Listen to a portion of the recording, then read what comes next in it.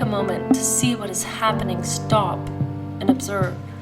Without clever computer models, projections, or curves that follow X as X approaches the threshold. Yes, the one we scoured with disinfectant and then for good measure painted with goat's blood. Realize that the present moment is already at our doorstep, and it's never been as present. By which I mean to say the present has never been as observed.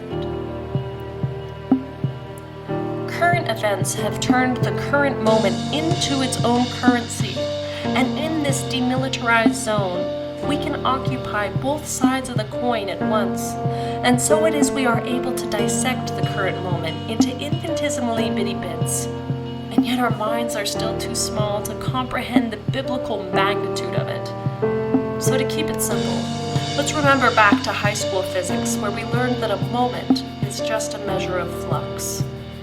A moment is the rotational force that causes a body to pivot. And in this moment of silence, everyone pivots to listen to science, which tells us that the electron clouds of two molecules can never be truly touching. And certainly they cannot be handshaking, elbow bumping, kissing, or hugging. And this distancing allows us to feel the very space between us and the nothingness that fills it. Meanwhile, in this minute, it's undeniable that when you pick up a pen, you can still feel the contact against your skin, and so you're afraid of touching your face and elevator buttons, even though you can't actually touch those things, just as you can't actually touch the contagion of fear that is rippling in currents through particles in the air, the contagion that is opening this rift.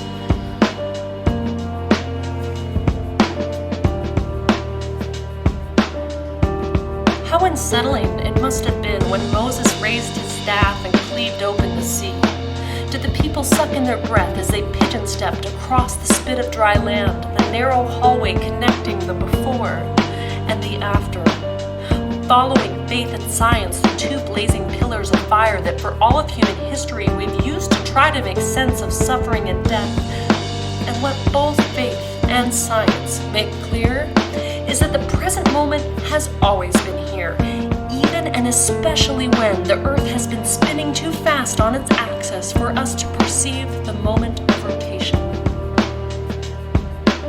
This liminality, this transition, it illuminates our fragility at every second. We are constantly close to our thin-spun life thread being snipped between fate's shears. And when we realize our mortal fears, we can reach inside ourselves and find God. We've removed the sheep's wool. We've put on the N95s. We've stitched shut our mouths and we've opened our eyes, and I can feel the inside of my own closed, covered mouth. The space feels cavernous and agape. And what are we but agape apes? And the taste of the new normal in our mouths is not a new flavor at all. Rather, it is an old reality avoided, ignored, dismissed, and denied by systems of power and structures of privilege that keep us blind. Because when we are comfortable, we can pretend that this fragility, this inequity, does not exist. So in what ways is our desire to return to normal no more than a wish for the matrix, for the illusion of security? Stop and read this, don't keep scrolling. You have to lean in, because where we are going, we are mapping a new terrain. And in order for that exodus to happen, we have to leave our bondage behind. This pandemic gives us the opportunity to become our own vectors. Not like bats or pangolins, but the carriers of our own momentum, our own spiritual ascension during this physical suspension.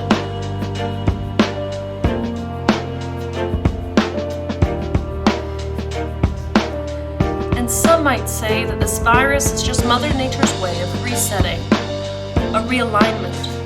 But right now, we can't get ahead of ourselves, because remember, we are still inside it. We're here in the Red Sea, where there is only breath.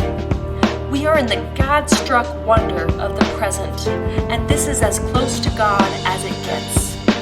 We are in the miracle of spared life, the razor-thin edge of life and death, and the intake of one more guaranteed rising breath.